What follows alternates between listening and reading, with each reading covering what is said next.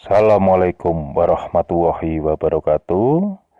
Selamat malam, Sobat Horor Klasik dimanapun Anda berada. Semoga pada malam hari ini, Sobat Horor Klasik dalam keadaan sehat walafiat dan selalu dalam lindungan Tuhan Yang Maha Esa. Pada malam hari ini, saya akan membayar janji saya kepada Sobat Horor Klasik ya, atas statement saya di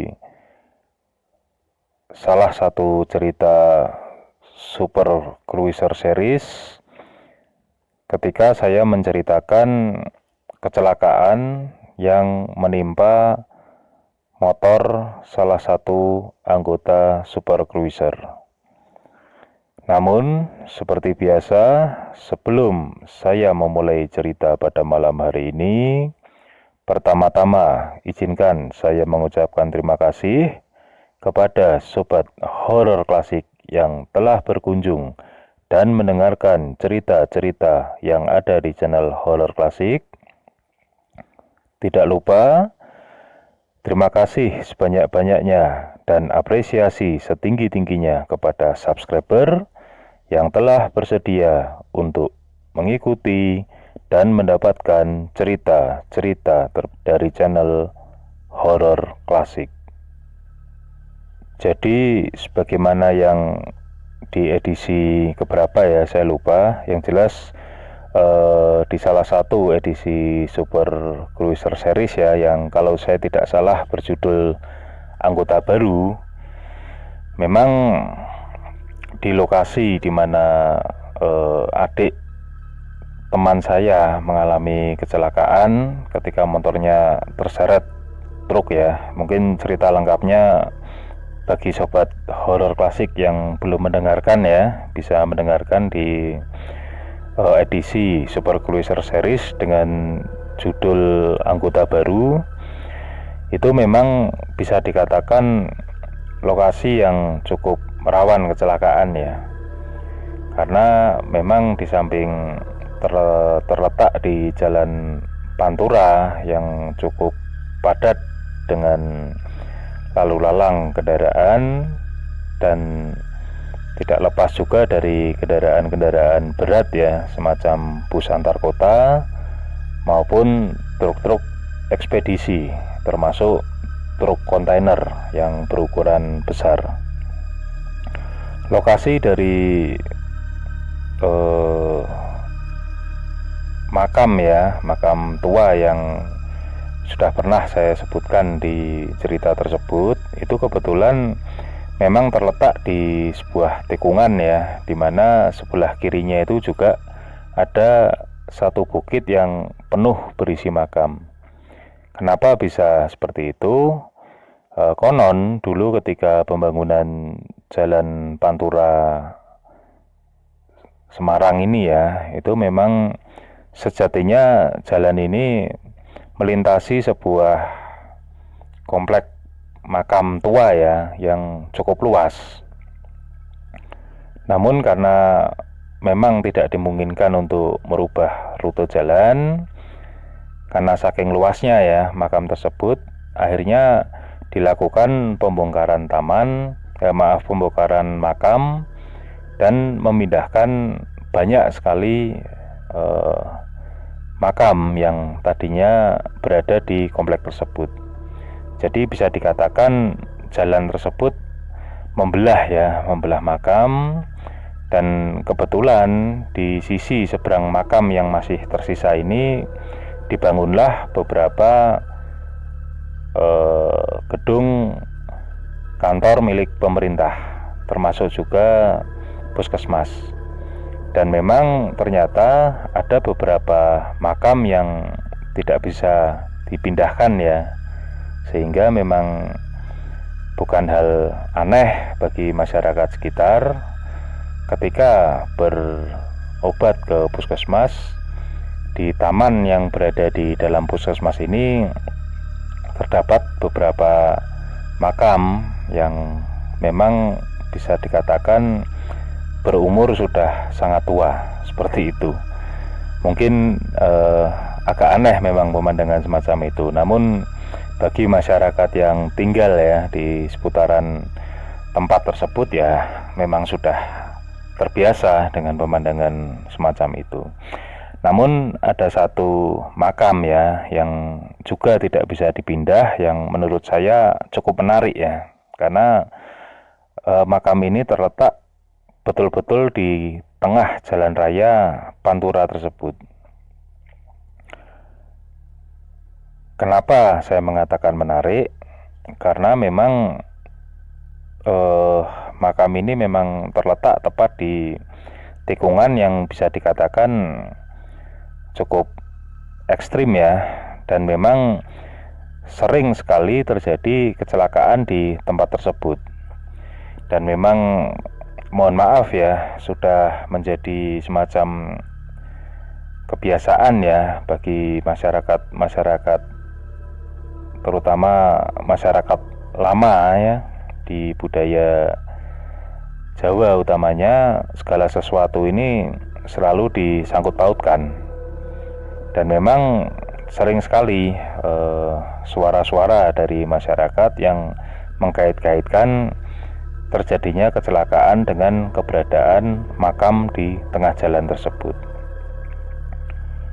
Yang sering terjadi atau sering diakui oleh para pengemudi adalah jalan yang sebetulnya menikung itu terlihat lurus.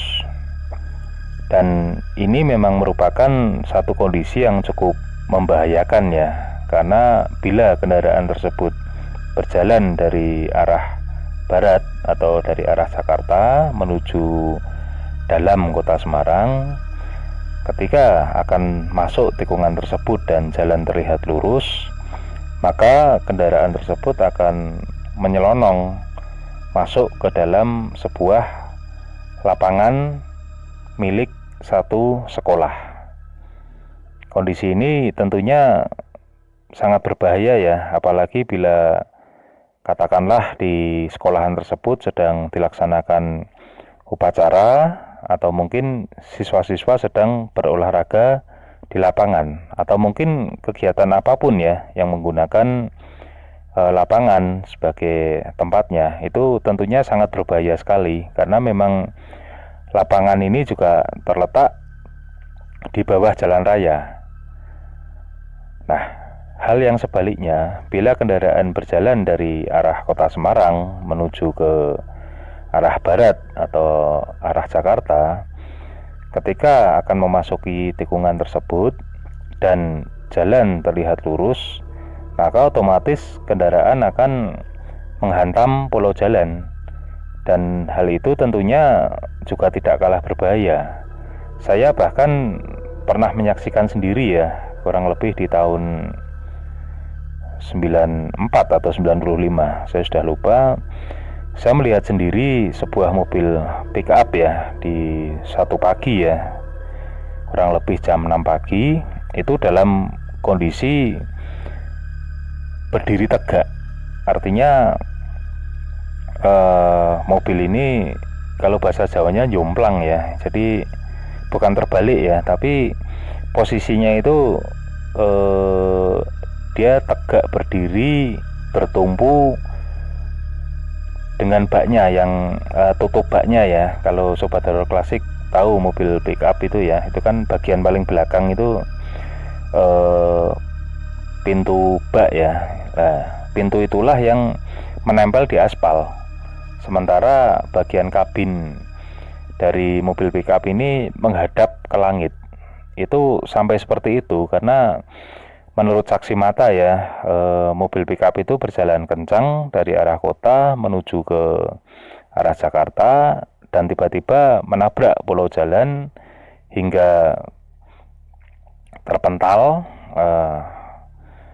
dan akhirnya berhenti dengan posisi yang seperti itu. Terlihat tidak masuk akal memang, namun saya menyaksikan sendiri, meskipun tidak menyaksikan kejadiannya ya, namun saya menyaksikan sisa-sisa dari kecelakaan yang masih dibiarkan seperti apa adanya, termasuk posisi mobil pickup yang menengadah ke langit itu. Dan kejadian seperti bis yang menyelonong ke dalam sekolah, termasuk truk yang menyelonong juga ke lapangan sekolah, itu juga bisa dikatakan cukup sering terjadi ya dari zaman dulu. Ya hanya alhamdulillahnya memang tidak sampai memakan korban dari siswa-siswa sekolah, karena memang kondisi lapangan sedang kosong.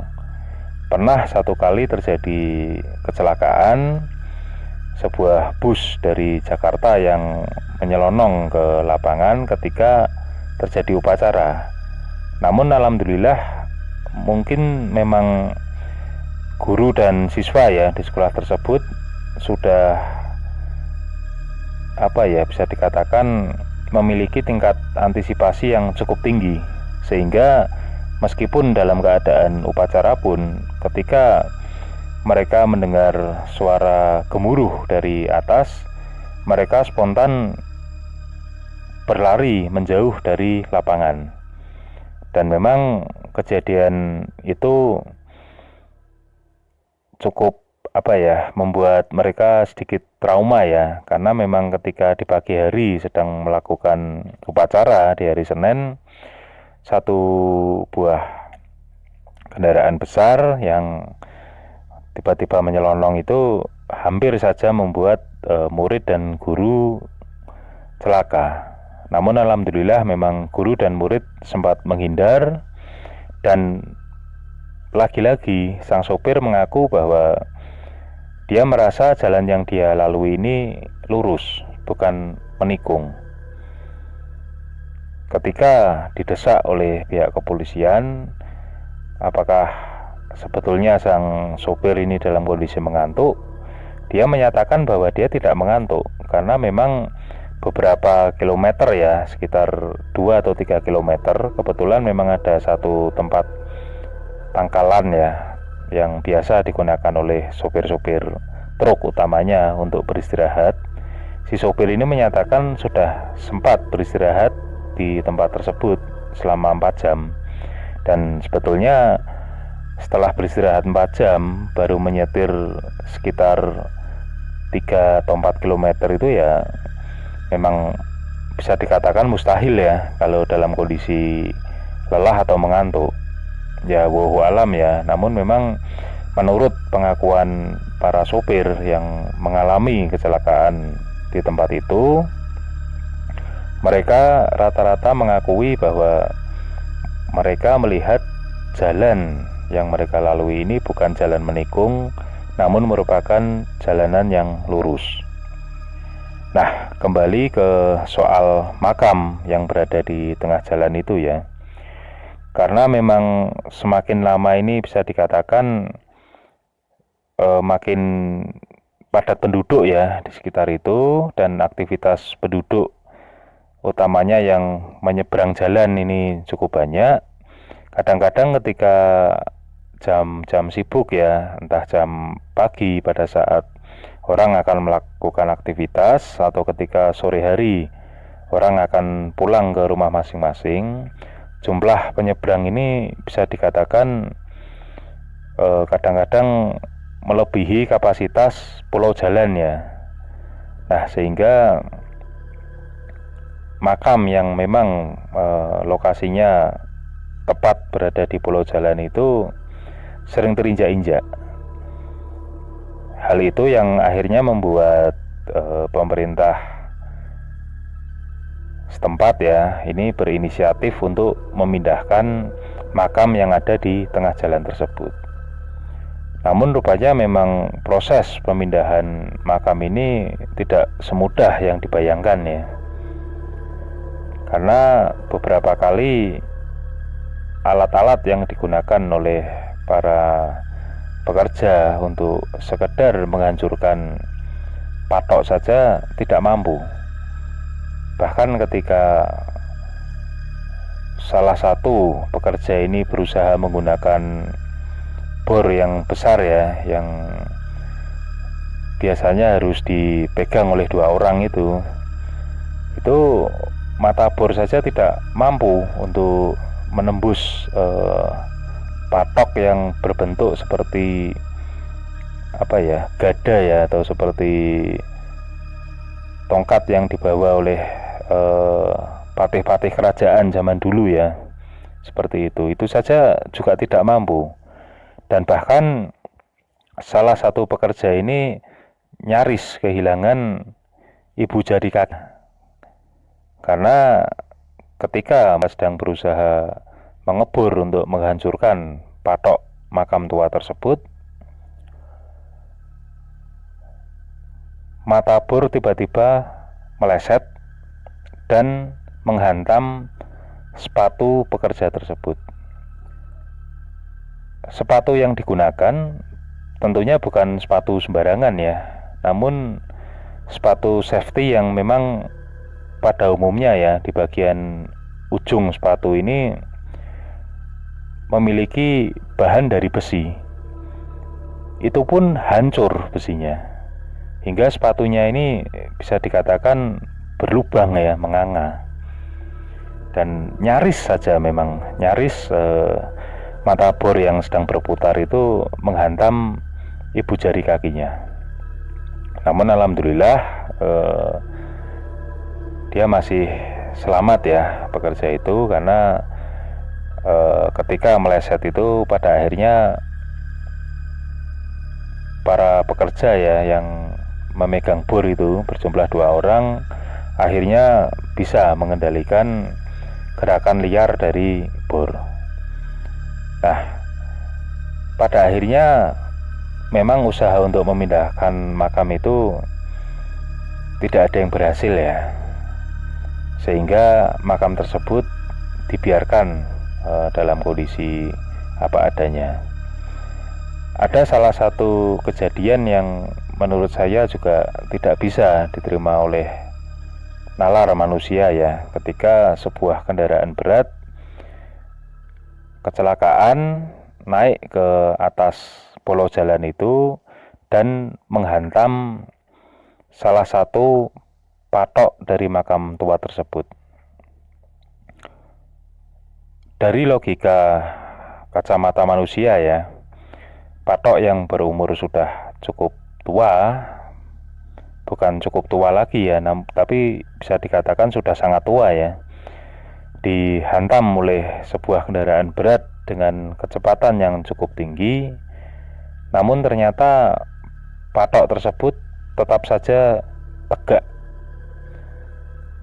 Jangankan roboh ya, bahkan miring pun tidak. Nah, itu tentunya memang semakin memperkuat ya, pada masa-masa itu semakin memperkuat persepsi masyarakat sekitar bahwa makam tua yang berada di tengah jalan ini bukanlah makam sembarangan. Nah, hingga pada akhirnya ya, ketika Jalan Pantura ini mengalami pelebaran dan mengalami pembangunan atau perbaikan infrastruktur ya, pada akhirnya memang dengan berbagai pertimbangan, pulau jalan yang tadinya hanya setinggi mungkin sekitar 30 atau 40 cm ini pada akhirnya dibuat lebih tinggi ya, dengan pagar beton ya. Mungkin kalau sobat horor klasik melihat pembatas di jalan tol ya biasanya, nah di tempat akhirnya dipasang pembatas seperti itu. Dan pada akhirnya memang makam tua di tengah jalan itu pun ya tertutup oleh pagar beton tersebut ya. Dan memang sampai dengan pembangunan pagar beton yang tinggi itu pun ya, makam tua itu juga masih ada di situ.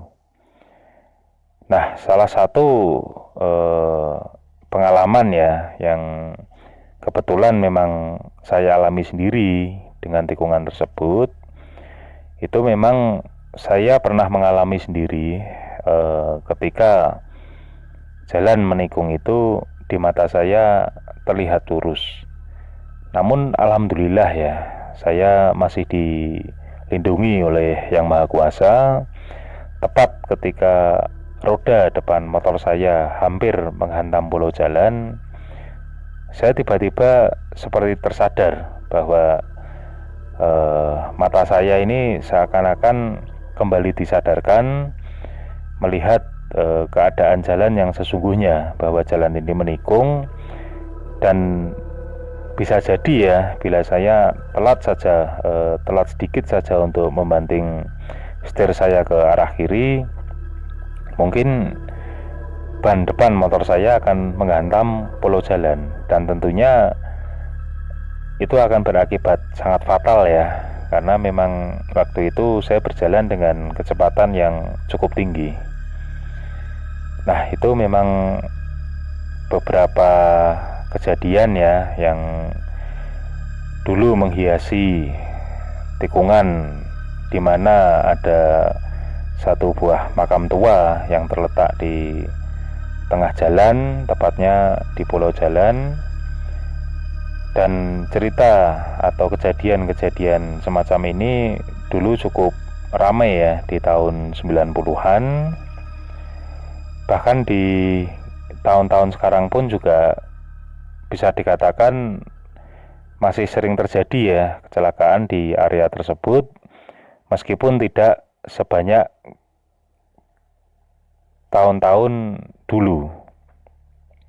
Ya wallahu alam ya, memang kita mungkin tidak seharusnya ya mengkait-kaitkan kejadian kecelakaan dengan misalnya dengan makam atau apa ya, atau bahkan mengkeramatkan tempat tertentu pun juga sebetulnya saya rasa bukan sesuatu hal yang etis ya. Namun ya wallahu alam lah, karena pada akhirnya memang semua kembali ke pemahaman dan persepsi masing-masing. Mungkin kalau saya pribadi ya, kita cukup saling menghormati sajalah, seperti itu. Nah, itu tadi sobat horor klasik, salah satu cerita tentang makam tua yang berada di tengah jalan raya Pantura. Jadi sekarang memang makamnya sudah tidak terlihat ya, karena memang sudah tertutup oleh pagar beton yang cukup tinggi. Namun sampai sekarang keberadaan makam tersebut masih ada di tengah-tengah jalan Pantura. Mungkin bagi sobat horor klasik ya yang mengetahui tentang tikungan ini atau tempat yang saya maksud, boleh menambahkan ceritanya bila mana mungkin memiliki ya cerita yang serupa di tempat yang sama. Boleh memberikan tambahan ceritanya di kolom komentar. Dan cerita pada malam hari ini saya cukupkan sampai di sini. Terima kasih kepada sobat horor klasik yang telah bersedia mendengarkan cerita ini. Semoga kita semua selalu dalam lindungan Tuhan Yang Maha Esa. Wassalamualaikum warahmatullahi wabarakatuh.